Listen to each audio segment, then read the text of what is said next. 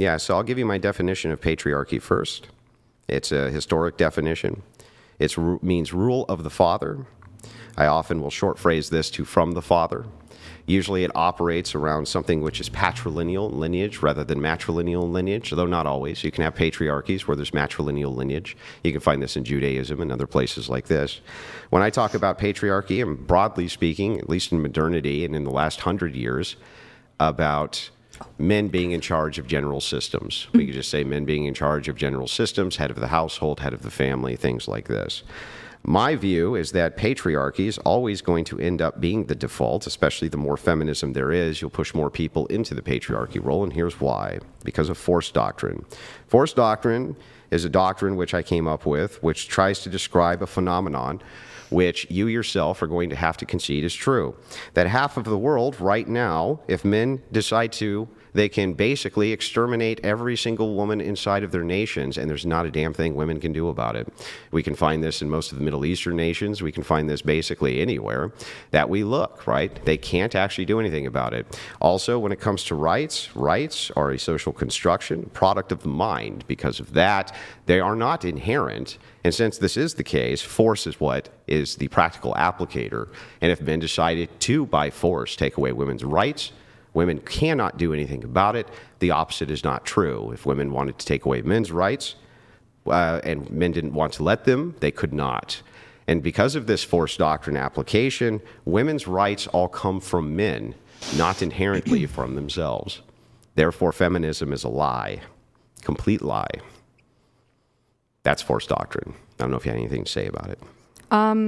Well, aside from the fact that that is genuinely a terrifying idea, I think that the idea that men could just take away our rights and wipe us away is why feminism is necessary, is because we are trying to get enough men, I suppose, on our side, if you think about it in terms of like a military occupation, so that that wouldn't happen, because I think that it is possible for men to take away our rights at a blanket pace. But I don't agree with your conclusion based off that premise, though. I don't believe that women inherently don't have rights that is given to us by men. And the reason why is because I believe that all human beings inherently should have equality and human dignity, which is although I'm not Catholic, it's a term that was very much focused on in my Catholic high school. I went to public school and then Catholic high school. But it's an axiom?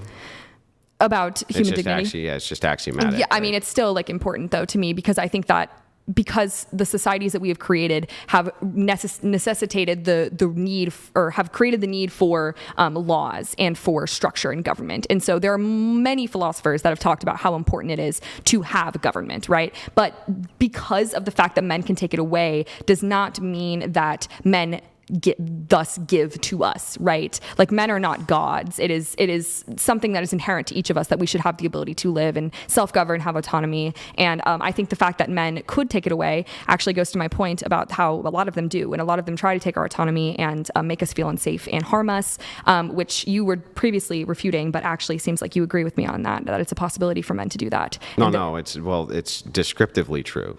I'm not giving an ought, I'm giving a descriptive reality. But because it's a descriptive reality, the truth is that you appealed to patriarchy.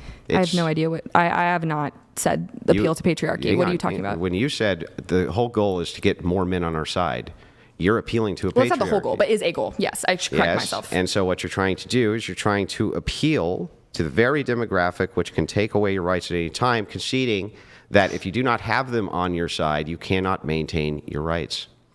That is not ever true of men, which is why you'll always end up with a default patriarchy, especially the more feminist push. I don't know if you're looking at the modern world now. It's the modern world, because it's not necessarily a default. It's always going to be a default. But in a lot of tribes, they were very matriarchal, and like women were at the head of the family. There's never been a matriarch in the world. That is not true at all. You give me one. Okay, I will look it up for you. It's going to be an Indian tribe, and I'll refute it. Watch. Well, indigenous people largely have. It's going to be an Indian tribe, and I'm going to refute it. I think you should just use the term indigenous. I think you should just use the term Indian. I don't see any problem with it at all. Oh, I think they do. I don't think so. Indians themselves call themselves Indians often. Indigenous people in the United States do not call themselves Indians. Yes, they do. Just like black people call themselves black people, not African American. What are you talking about? Do you think that all black people call themselves African American? This is a moot point, so I'm not going to even go into this with you. Well, you're the one who wanted to tell police to say that I had to say Native American instead of Indian. So basically, I'm pulling up the matriarchs for you. And there are obviously a number of societies that have thrived, and there's a whole document, but in China, in Costa Rica, the Bribri people. Yeah, name one. Any of them that you think is okay. a matriarchy. Okay. A matriarchal society. They have a society with an estimated 12,000 to 35,000 members. That is a matriarchy. And that is BRI, Bribri in Costa Rica. Or you could look at there's a Kenyan tribe, that's UMOJA, that are all matriarchies. They have women at the helm that are leading their... Why the Bribri tribe society is often described as matrilineal. It's not actually a matriarchy. Women are the heads of households responsible for passing down culture and land, but the men have the most important role as the authority officers of the tribe. They are the ones who defend, and they have chiefs too, male chief. That's not a matriarchy. Well, I found a different article. We could just go back and forth all day. Yeah, let's look at it. So the Bribri, so this is the intercontinental cry. Bribri, I don't know if you speak Spanish, but Bribri un matriarcado moderno. So I speak a little bit, I'm not like fully fluent. But anyways, and they're talking about how the clan structure means that tribal lineage is passed down through the mother. Yeah, matrilineally. Yes, but and also in the home, I know the difference. But if something is matrilineal, doesn't make it a matriarchy. I know, but they're saying that women in this article play a primary role in government as well. And yeah, people. but not. But see what you did there? You did a smuggle. They play a primary role in government. That doesn't make it a matriarchy. But it's a system. Do you know what a matriarchy is, though? Yeah, it would be women broadly in charge of all of the systems. It's a system of social structure where they hold a lot of power. They hold the majority power. And that's what and the decisions of the men are at their behest in any... But that's what the article just said of the Bribri tribe. No, I don't know. Again, I just found a different article. Any matriarchy... I don't know if I should speak to what's going on. Any matriarchy that I've ever investigated, which is supposedly a matriarchy, we find very quickly that men are in the prominent positions of authority on force, which means that any matriarchy is living at the behest of the men. That's it. So is your point that men are better then because they have brute force? Or what's your point, that men should be in charge governmentally? No, my point is I'm not giving an ought. We have to agree first to a descriptor. The descriptive truth is that it is, in fact, the case that women have to appeal to men for all of their rights, period, by your own admission. That's why you're trying to get them on your side. Because if you don't have them, they can basically cage women up if they wanted to, and there's nothing women can do about it. Right, but that doesn't mean that men are therefore better or should be in charge. I'm confused. What's the actual point, the conclusion that you're making here? The point here is that men being in charge is obviously and clearly they're very benevolent, because at any time they so choose, they can lock all women up. There's nothing they can do about it. And the reverse is not true, which is so interesting. You're literally at the mercy, women are at the mercy globally and always have been, of men. And yet we're monsterized and demonized by feminists. That's what we're literally considered demons by feminists. You did it by your own admission today with your own stats, trying to make us out to be sexually assaulting monsters. Didn't even know the counter stats. Didn't say that. Never said that. Yeah, that's what it appears to be, though, from the onlooker's perspective. I feel like you have these generic talking points that you try to apply to feminists, but I haven't really been very reactive or calling you names. I'm trying not to. I have, but you have acted exactly like a feminist today, madame.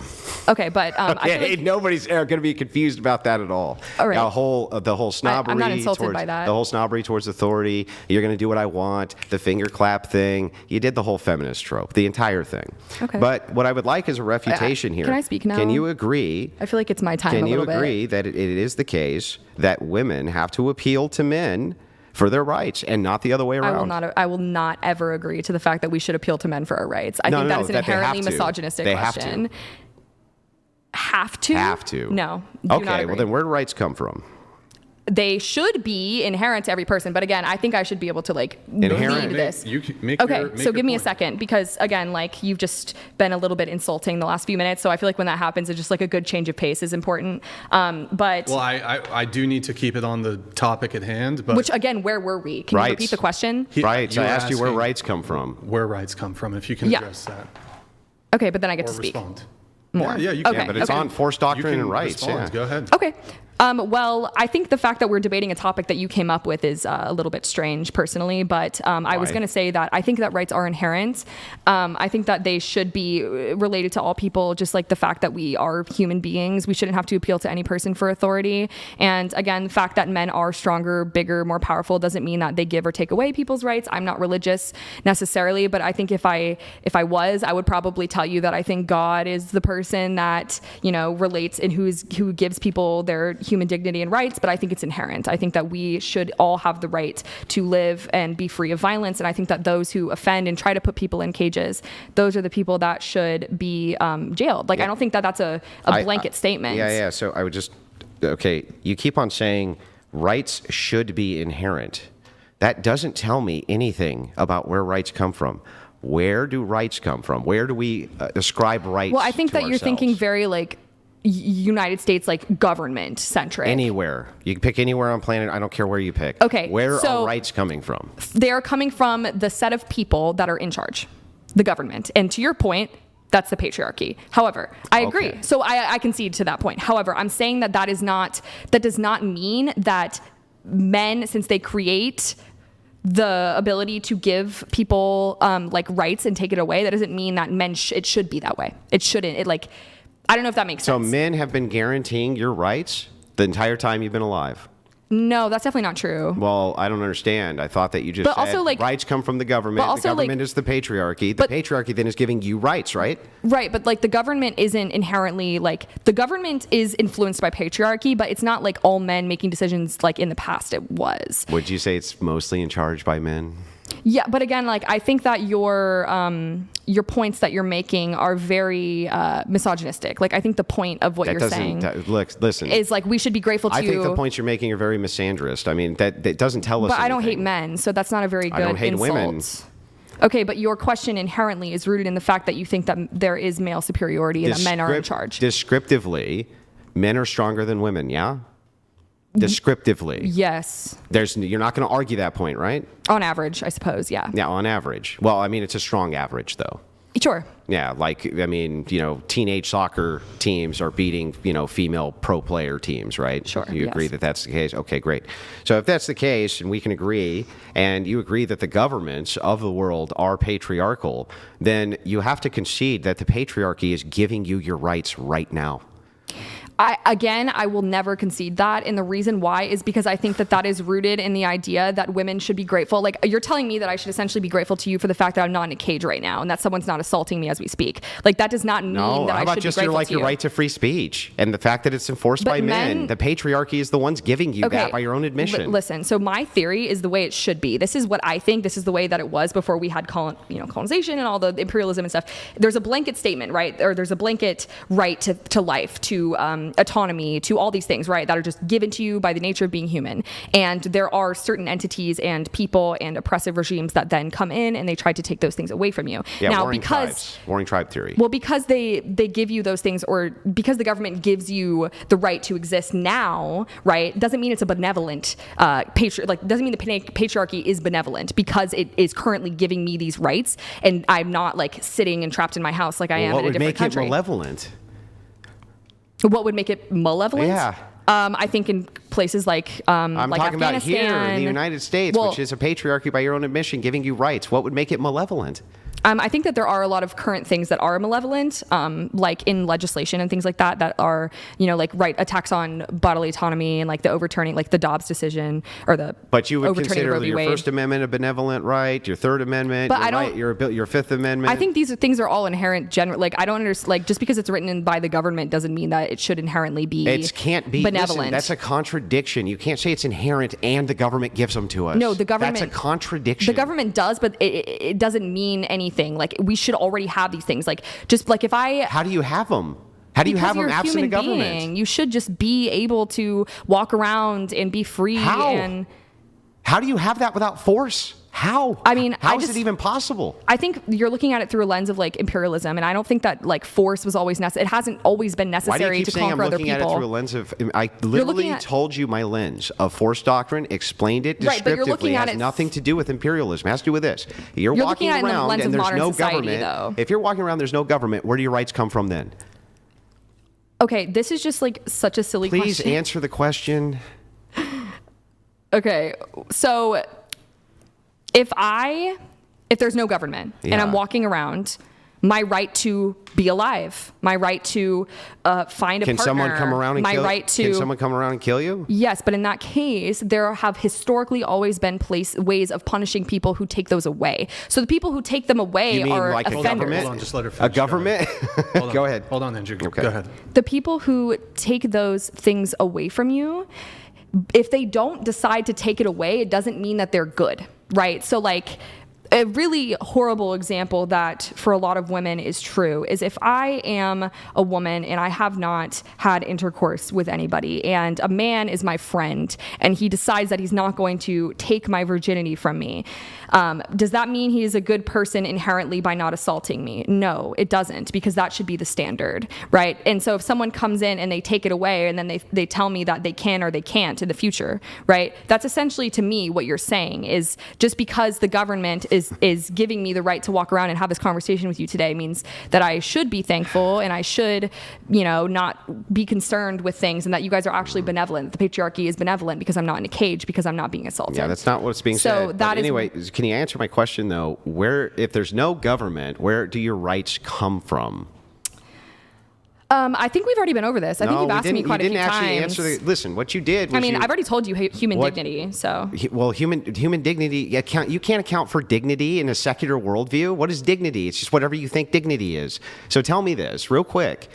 You have rights. They're inherent. Okay. Are you talking about legal, moral, or human? Let's omit legal, right? Because I'm talking about in a hypothetical Literally society. any. Okay, moral and human rights. Yeah. And for me, it's rooted in the philosophical natural law. Natural theory. law is Catholic. You don't believe in Catholicism. You would have to have God to back up natural law. Okay, but that is what I developed my beliefs around because I used to believe in God. No, that's it. If you don't appeal to God for your natural rights, you're making a naturalist fallacy. Okay, I believe in God. That's a fallacious argument. How do you know that I don't believe in God? Because you told me. Okay, well, I think this is like a really ridiculous. Why is it ridiculous? So where do you get your rights from if they're not from God?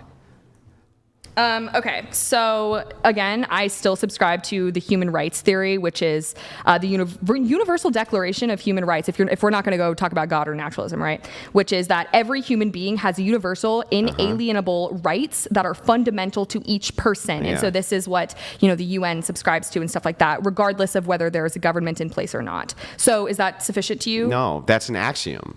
So all you're just saying is, I think we have inherent rights because I think we have inherent rights. I think we have inherent rights because we are human beings who deserve to be treated with compassion, love, and respect. And I don't think you think that. So yeah, but that's pretty wild. But the question comes in here. Let's say that a group of people doesn't believe in these inherent human rights, right? They don't believe in them. I mean, there are definitely groups that have. Yeah, they just don't believe in these inherent. But for certain people. Yeah, they just don't. So what is it that protects those inherent rights for you?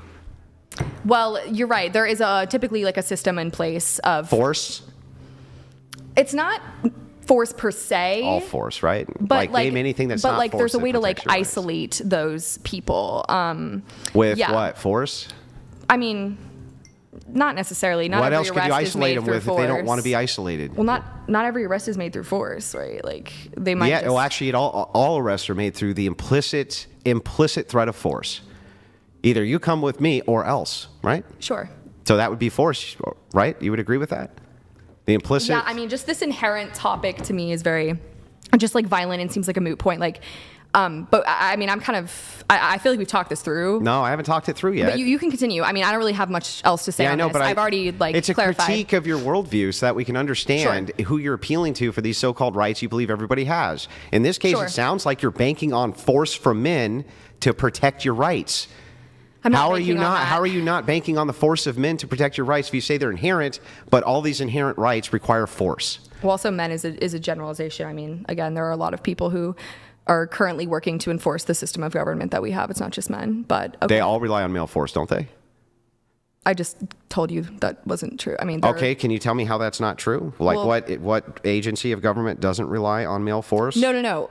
My point is it's not all exclusively men. There are men and women and everyone else as well that work to protect people here. Like in the army, it's not like if you're using force, right? The army isn't just male troops. So like you're saying male. Yeah, there's women who aren't allowed in combat for the most part, almost ever, unless it's by accident, who are in the military as paymasters and things like this, but they're not the executors of force. There's not female armies being fielded to protect people's rights. I'm not super interested in this line of questioning because it just seems like Why do you inherently think I care misogynistic question. if you're interested in it? I want to know the worldview. I think you care because like it's your podcast and like I'm kind of ready to well, move you know on. what? In your next argument, I'll just say, well, I'm just not very interested. Okay. Like, then I'll what just does that talk do? about my Like, point. what does that do? Well, you're not really letting me talk or like, you know. I'm just asking you basic questions. You refuse to answer them.